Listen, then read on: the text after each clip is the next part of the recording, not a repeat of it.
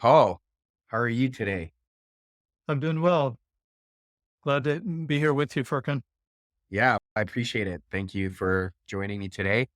And we have some stuff to talk about, especially around love languages. But share a little bit about yourself. What brings you here? What's Where have you been before? And yeah, what are you doing now? Good questions, Furkan. I actually I'm number 10 of 11 children, but my father and my mother actually, that was a downsizing because my father's father, my grandfather, had 19 children. So my father only had 11. I'm number 10, and I'm sandwiched between two girls. I've got an older sister, a younger sister, but life at home wasn't the greatest. It was a lot of verbal abuse, physical abuse, sexual abuse, all sorts of abuse at home. And then I wondered, what could I do to get away from all that? And I realized that I need to be obedient. I need to do what they asked me to do, regardless of whether I thought it was right or wrong. Really didn't have a choice. In fact, number 10 of 11, you don't have many choices at all. All my older siblings would tell me, would you go change the channel? And at that time, Kirkham, it was the type of TVs that you had to actually walk up to the TV, turn the knob. My legs were shorter, was their excuse. And I was closer in that way to be able to run up and change. I was the human remote control at the time. That kind of situation is just kind of an angry family, a lot of talking over one another. So when both two people are talking like that, no one was getting heard. A lot of yelling, a lot of just put downs.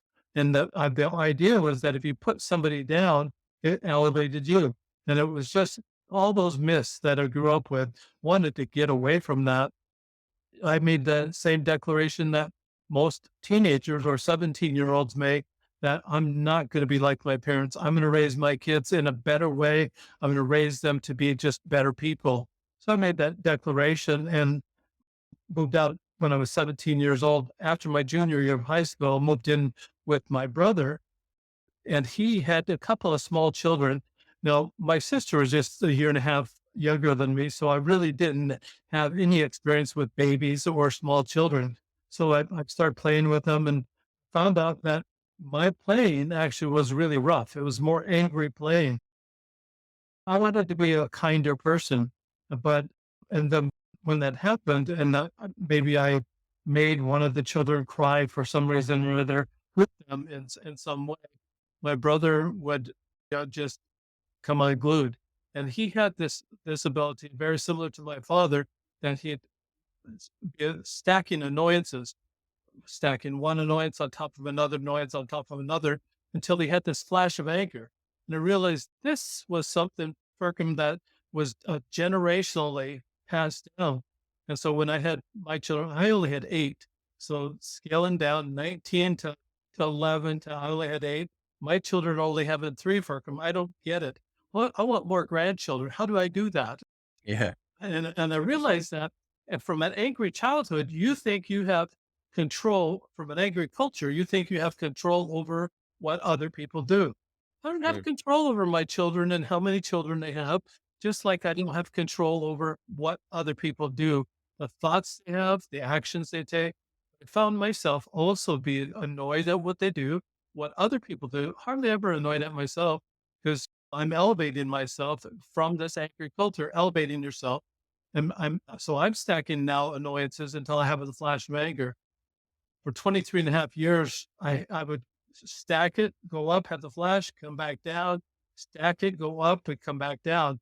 My wife probably got pretty tired of that. My kids got tired of it. And mm, after 23 and a half years of marriage, the marriage fell apart. That was my contribution to it. There were other contributions from my wife and other circumstances, but that definitely was my contribution to the breakup of that marriage. So now I'm all alone. While I'm alone, I'm thinking, I've got to figure out how to get over this, figure out how to be a better person and not get so angry. And I just dialed it down and realized that being annoyed at other people was not my call.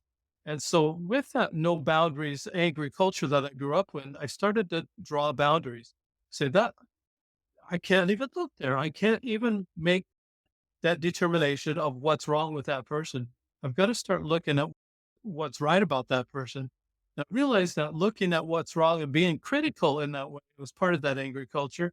Being critical of other people and what they do wasn't helping me at all. And it wasn't helping them. It was a lose situation.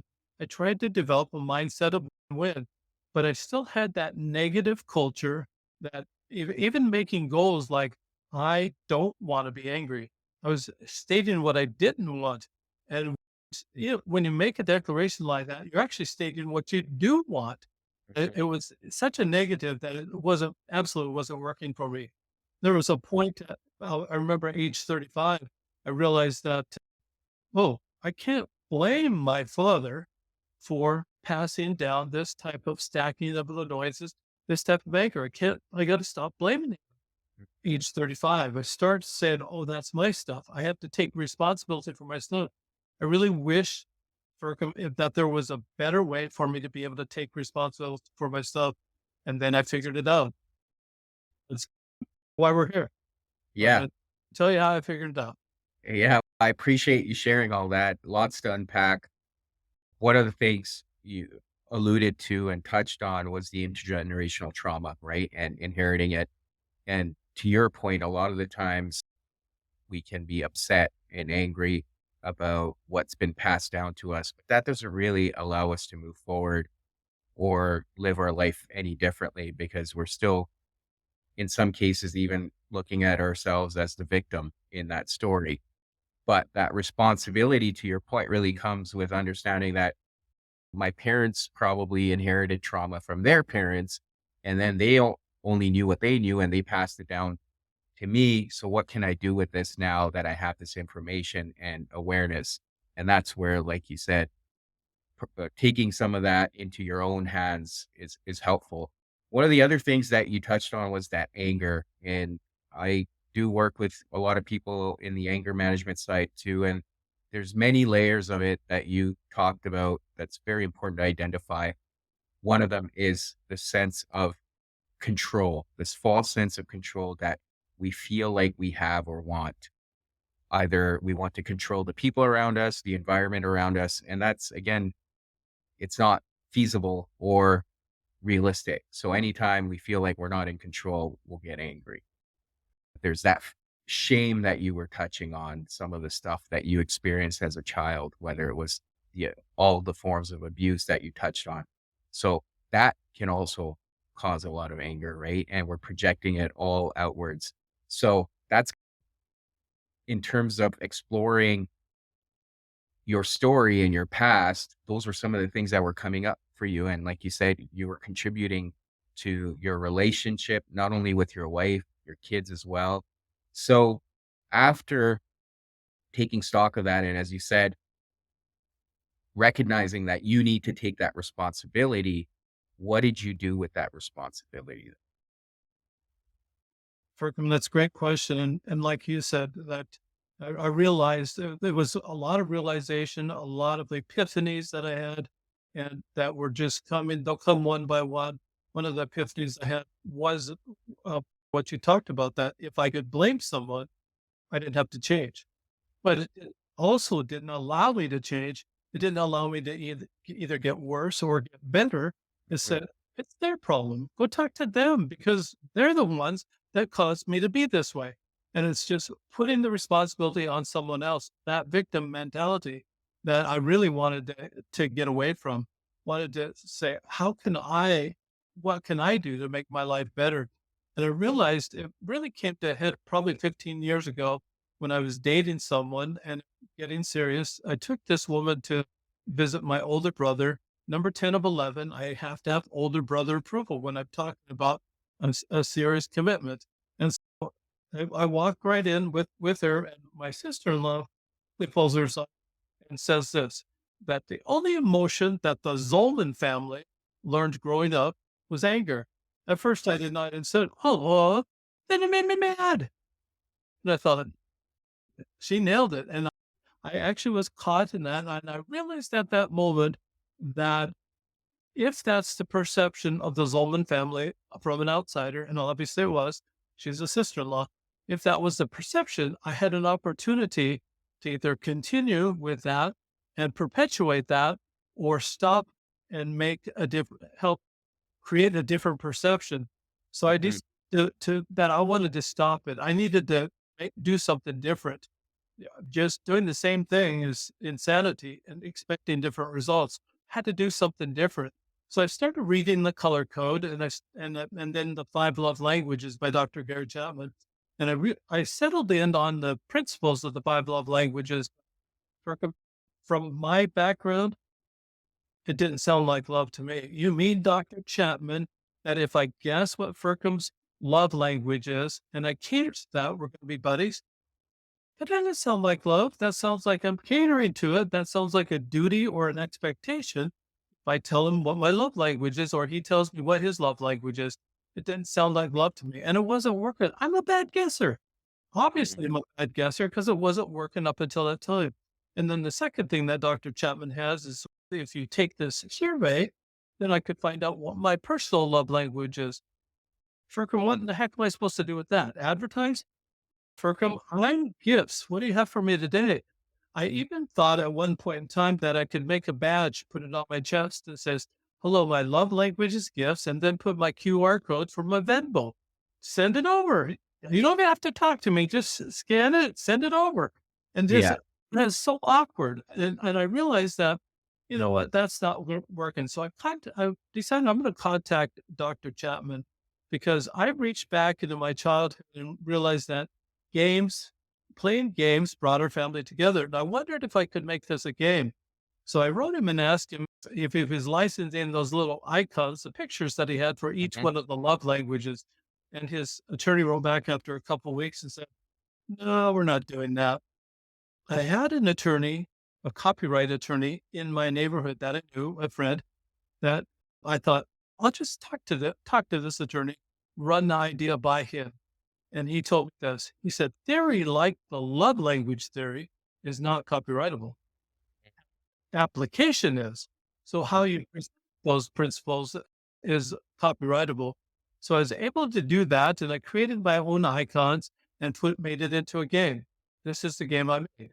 So just a one inch by 1 inch dice that I created that has the love languages on it. Right now, I'm holding for your listeners that are just listening, not looking at this. I'm holding up a dice that has two hands that are touching one another. That Mhm. all these are pictures, so it represents the love language of touch. The next one is a hand holding a gift that would represent gifts. Then a hand holding an hourglass. Hourglass is measure time that would represent time. It looks like a waiter that's holding up a platter representing service. Mhm. And then two hands together forming a heart with a little conversation flout. So the conversation flout would be the words of the heart. So that would be words. Five love languages, six sides on the cube. The last side I created has a hand with a question mark. That surprised me. There's just two instructions for him. What you do is you roll it every day, whatever it lands on. That is the love language you practice giving away all day that day.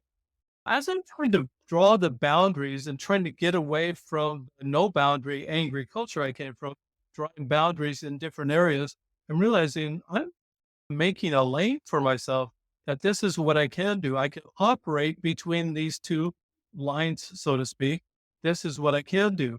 I realize what I can't do is bid love to come my way. Right. Dr. Chapman says that you're trying to do that when you tell someone what your love language is.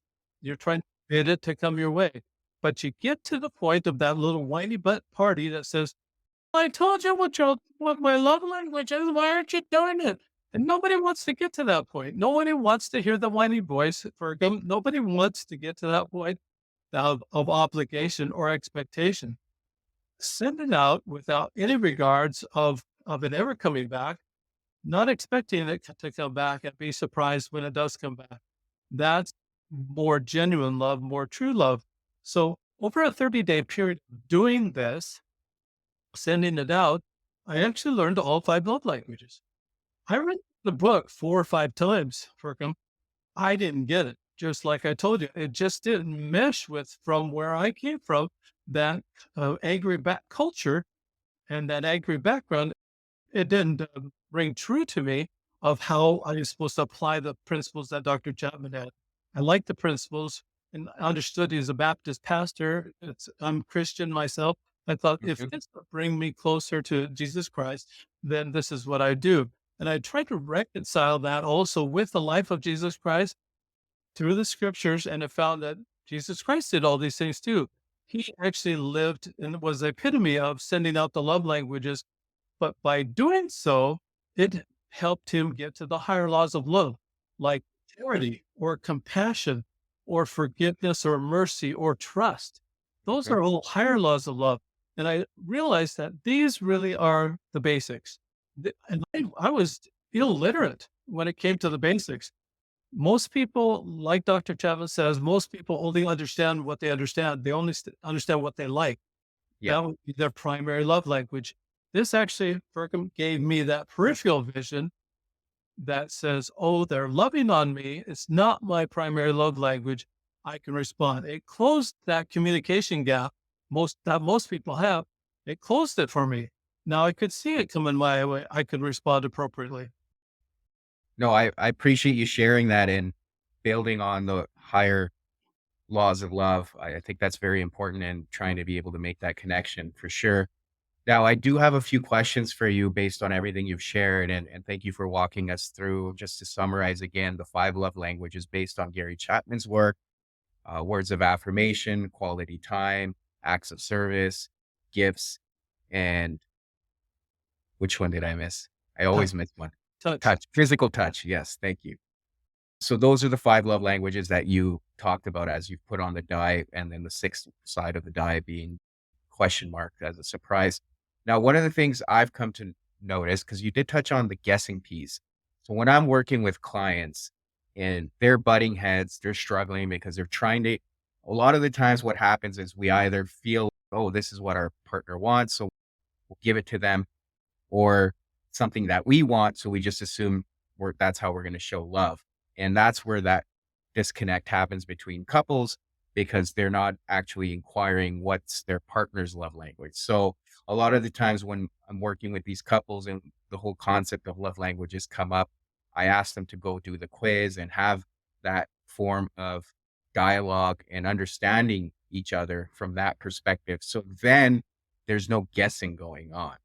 So I'm wondering, like, I know you were talking about the guessing piece, but are you also then alluding to, because you did mention often then things can go down that whiny phase. So is that what you're referring to, that by practicing this on a daily basis and maybe even stretching yourself to the point where you're even learning the other love languages, you're not then needing to have these uncomfortable conversations with each other, even if you're a couple? Great question, Firkham. And I don't think it's not having to have uncomfortable conversations. Mhm. Going to have that in any relationship. You're going to have those type of conversations. But what I'm talking about is what I notice is that as I'm practicing a genre, one particular style of a love language all day, every single day, I'm watching for people that light up. When they light up, that's I discovered what a primary or a secondary love language is. Firkham, no longer do you have to say, "Excuse me, could we pause this relationship for a moment while I have you take this survey so I know how to love you?" Mhm. It's so awkward. You don't have to do that anymore. Watch. Use your observation skills to watch. That's the discovery that is a whole lot more accurate. And let me tell you, take that just one step further. There was a couple that I've tested this with, and a customer of mine that they bought the book and the Mhm. cube, and he's rolling the cube and discovers that the survey that they took prior to that was all service, that she loved service. Put her in that box. That's what he was feeding her all the time. And he's doing the dishes and he's washing the car and he's taking the trash out, vacuuming the carpet. He's doing all these things because she says she likes service. Never did she ever light up because of it. And so while he's doing this and he rolls words and starts complimenting her and starts focusing on the words that particular day, all of a sudden, boom, she's lit up. And he really discovered what her true love language is by her body language rather than by a survey. Could skew a survey. And maybe she did when she took the survey, thinking, I want people to serve me. I want my car washed. I want it washed Mhm. weekly. And just whatever. She wanted all those things done, possibly. But I'm really of the opinion that we really shouldn't put the people in a box. It's not, Firkham, it's not because you're in that box. I'm going to feed you tacos every meal, every day of your life for the rest of your life because you told me you like them. Yeah. And it's ridiculous. This provides the variety of life. Spice is that variety. This variety is that spice of life. This provides that variety, number one. But number two, it upgrades the level of literacy that people have for the love languages. And like I said before, that literacy level of the love languages is basic. These are the stair steps that helped me start. Instead of stacking annoyances, I'm stacking now kindness on top of kindness, on top of kindness. It's a Mhm. stair step to those higher laws of love. It's benefits in that way. And you're always constantly watching. You'll light up 3 to 10 people in a day if you're watching for it. And just for that person, you just make a mental note of wash, rinse, repeat because that's what they liked. Yeah, and I appreciate you talking about not boxing people up because that's something I've also noticed. And beyond love languages in general, when we try to label how people should show up or how they should behave, even in that sense, you're boxing them up, and that prevents growth. As much as you want to simplify things and have a recipe for success, for example, then you're limiting your own creativity and growth. And to your point, even that growth in the relationship, right? That growth in intimacy. Because if you're just focused on achieving that love language for each other, you're not exploring other ways where you could experience that deeper sense of intimacy. So I appreciate that. The other piece you've touched on here, which is crucial because even in the education system, you see a lot of children struggle because their learning modalities are different, right? And in the education system too, we tend to box children up that there's only one way of teaching them. But some students are more visual, some are more hands-on. So how can you then cater to everyone? And what suggesting here and what you've been able to do, even with the game, is now you've offered a different way for people to learn the love languages and experiment and become more literate, as you said, not only just focusing on reading the book or maybe going online and doing a quiz, you're putting yourself out there in terms of learning better, right? So, Testing this in the school system. So it'll take 2 seconds for the teacher or a student to mhm, roll the die.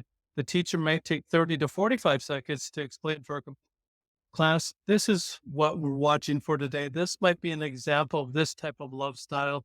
This is mhm, what we're watching in inappropriate, obviously appropriate ways within the classroom.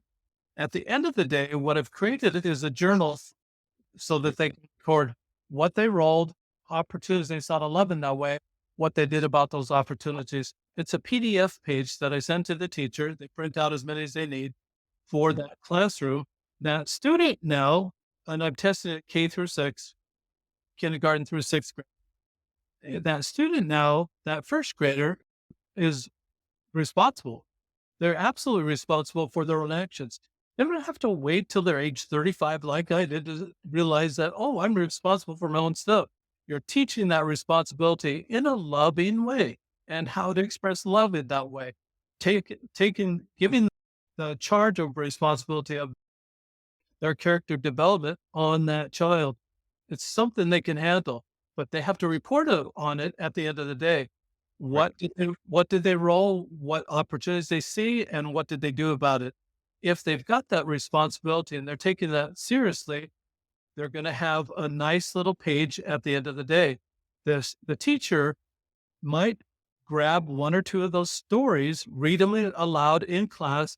The next day, still you're only at 2 or 3 minutes within the start of the day, trying to set the tone for the day. This sets a theme or a purpose for the day. The purpose is loving. lovingly, we're going to learn math. Lovingly, we're going to learn science. We're working together. We're all trying to learn. Make it a loving environment. You're going to have a lot more learning that goes on in that type of environment than any other type of environment. In a hostile environment, you've got to take care of those problem children, and it Yes. takes away from the teaching time. There's a lot of that taking away from that teaching time going on with disciplinary problems right now, Mm. trying to tamp that down so that we get to the point that these children take that responsibility. It takes a huge burden off the teacher, a huge burden off the principal. The children now feel and understand and have that growth within themselves that they're responsible for their own actions.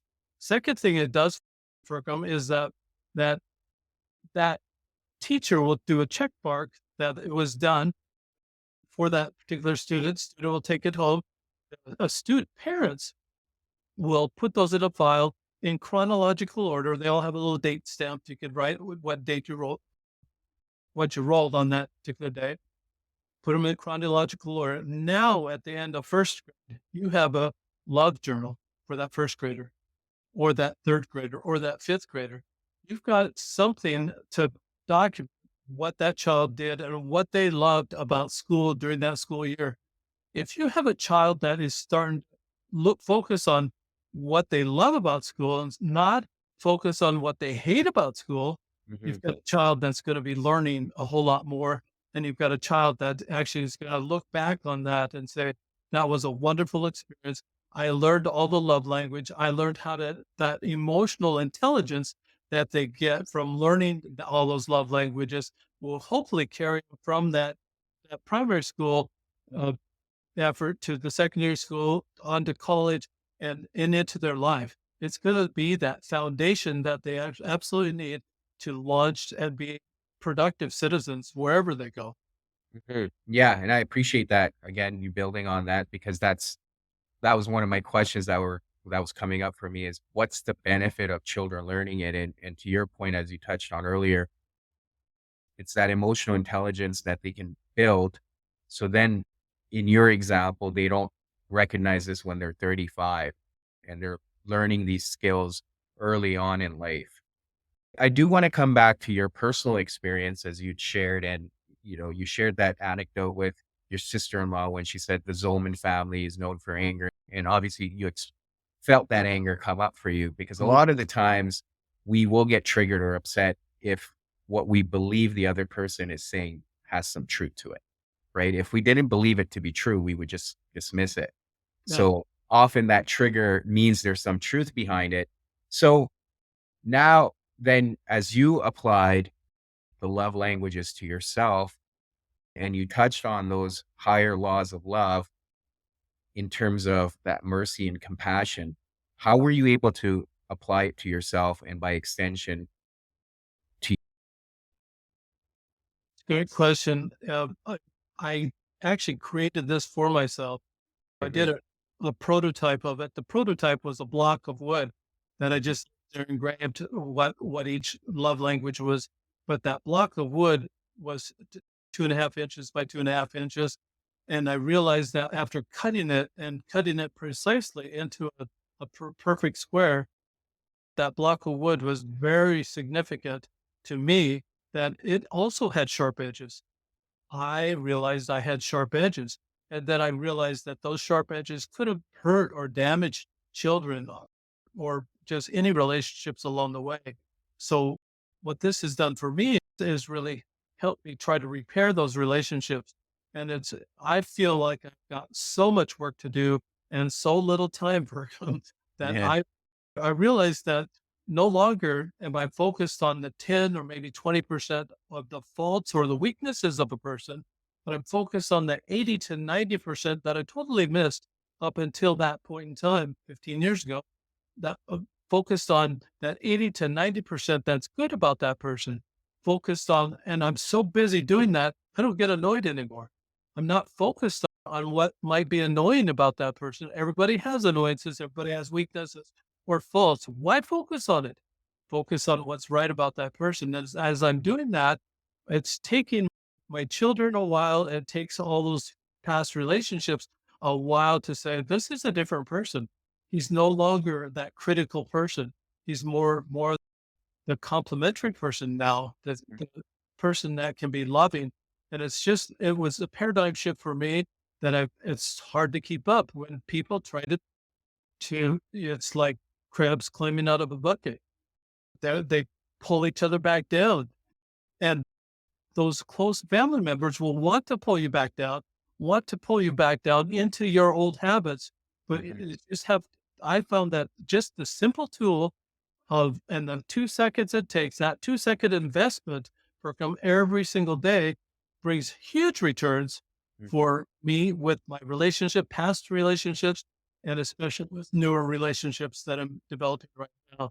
I want to send love out, and I realize that instead of a attitude of scarcity, like the- when you focus on weaknesses, it's just that attitude that nobody can do it right, especially they can't do it like you, and you're the only person that can do it right. You got to let go of that because that's really a scarcity type of mentality. Move to the abundance mentality. There's a lot to love about life. There's a lot to love about every single person. They are a person. It doesn't matter the sexual orientation. It doesn't matter race or creed or color or religion. It doesn't matter anything. They are a person. They deserve that respect and act in accordance with that. And when you get that mental attitude, that attitude of abundance, that the more love you give away, the more you'll be blessed with to be able to give away again. And it's just Right. that attitude of abundance. And I think that the understanding that relatives and children and those people that were close to me before are starting to understand that this is a paradigm shift. This is something that clicked in my brain that I'm moving a totally different direction than it was ever before. It's Yeah, hard. yeah, It's I hard. appreciate that. Yeah, and it's all perspective, like you said. And so, after you were able to gain this awareness, do you feel like it helped you heal some of that past? I know you're saying that you were able to give that love back to the past, but what about, because a lot of that anger that gets up over time is often in the form of resentment, or it's directed outward to people that may have hurt us. And we touched on the role your family had to play in not only your upbringing, but that also influenced your adult life and some of the anger you were carrying around. How were you able to let go? I think that's a great question, Firkham. And I think that the best thing was that paradigm shift or that epiphany I had at age 35 that stop blaming, stop being the victim. And that's the to me, that's the very easiest way to let go.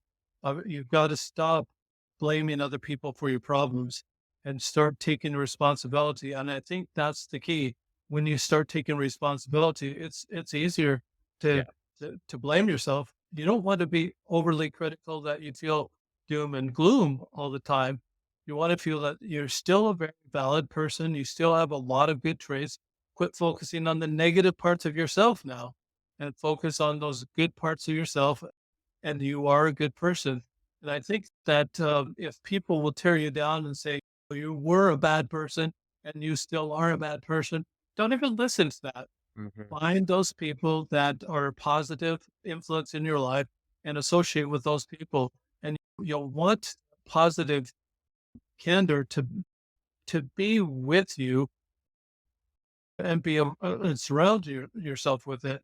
It may be a point that you have to actually step aside from the family, from that negativity that you grew up with, that critical nature of that angry culture may have to step out of it for a while and disassociate yourself for a while, just for a while until you've got that contrast already built into your system so that you're solid in your resolve to do what's right, to do the positive thing rather than go back critical. And then you can gradually visit back with that critical atmosphere and try to help them understand where you're at. They'll see it. They'll absolutely Yeah. see it. I've got brothers, a couple of brothers that actually have done it in their own way, not in this way. This worked really well for me. I thought it might help other people, but they've done it in their own way. And one brother has his he's not even dead yet, and he's has his name etched in granite in on 3 different pieces of granite in the city where he lives. He's just done a lot of community service, become the fire chief. He's just a really a stalwart community member. I think that was very helpful for him to learn how to be positive and to project positivity rather than go back to that critical upbringing that we all had.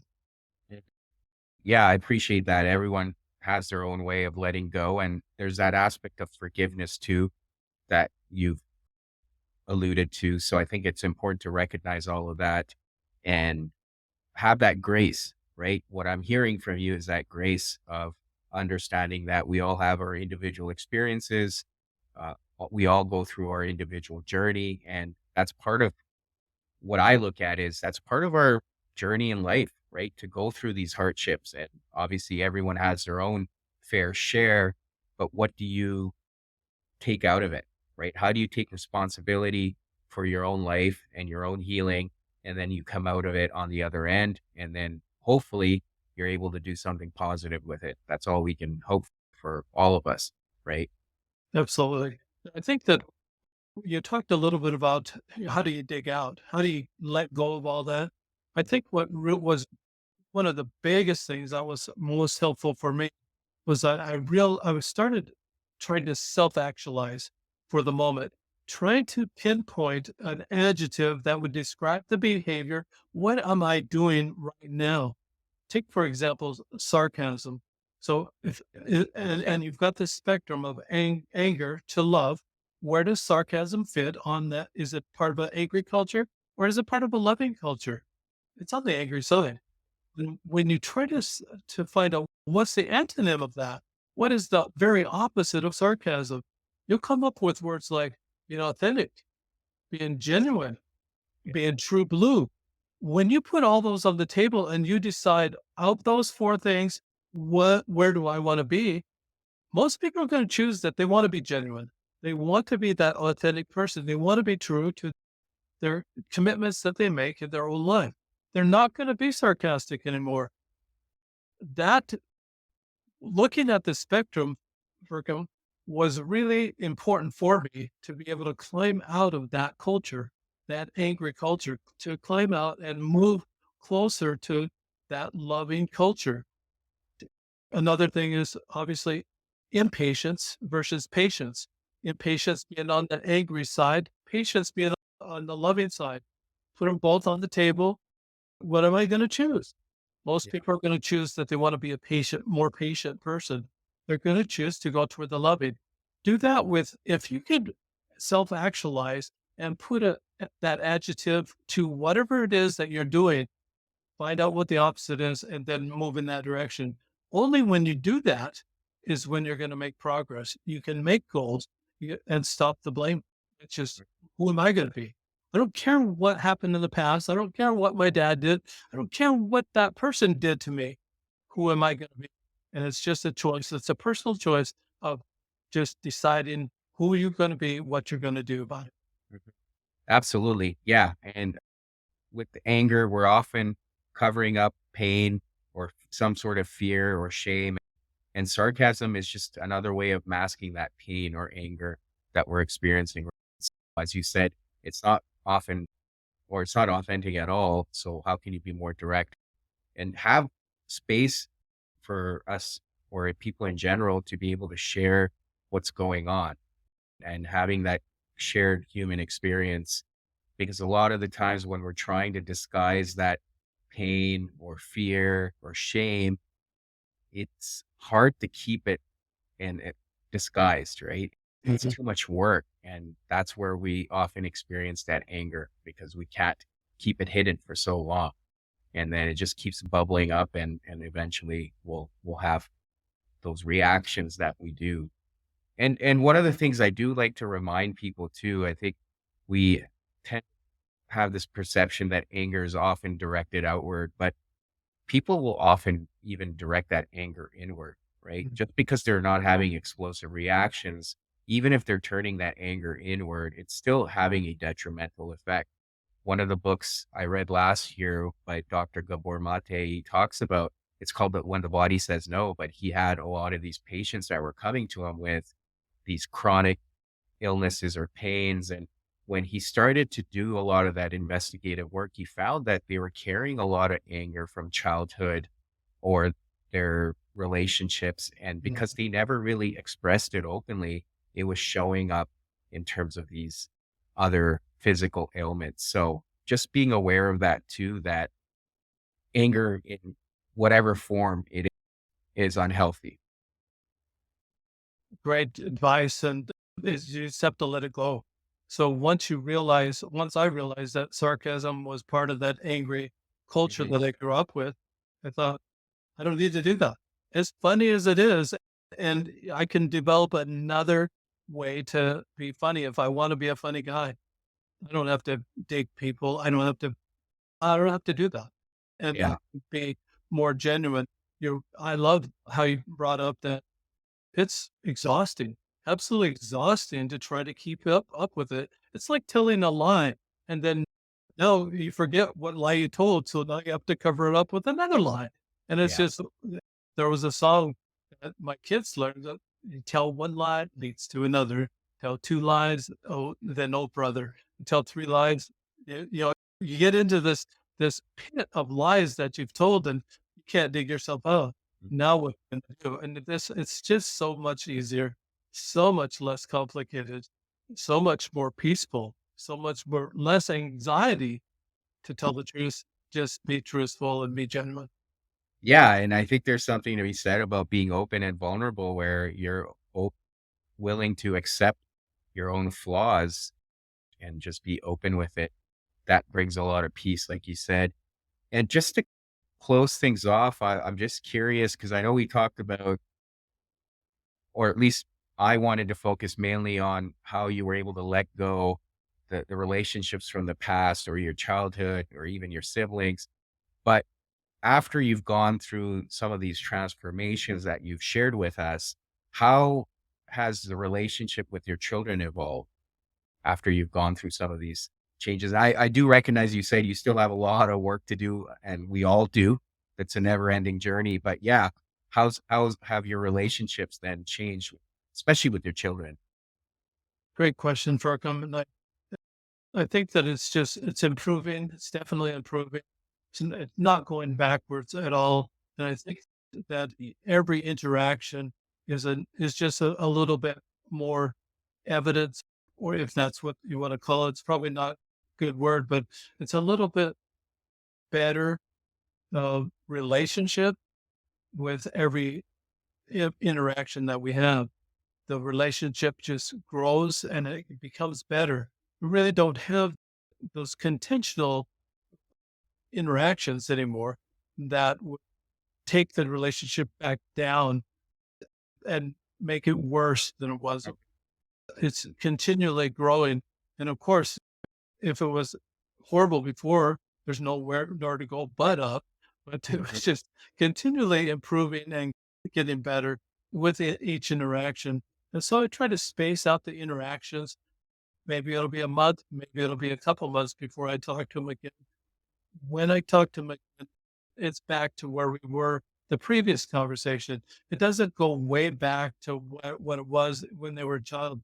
Now we're able to sort things out a little bit and just really have more reasonable expectations for them, or no expectation.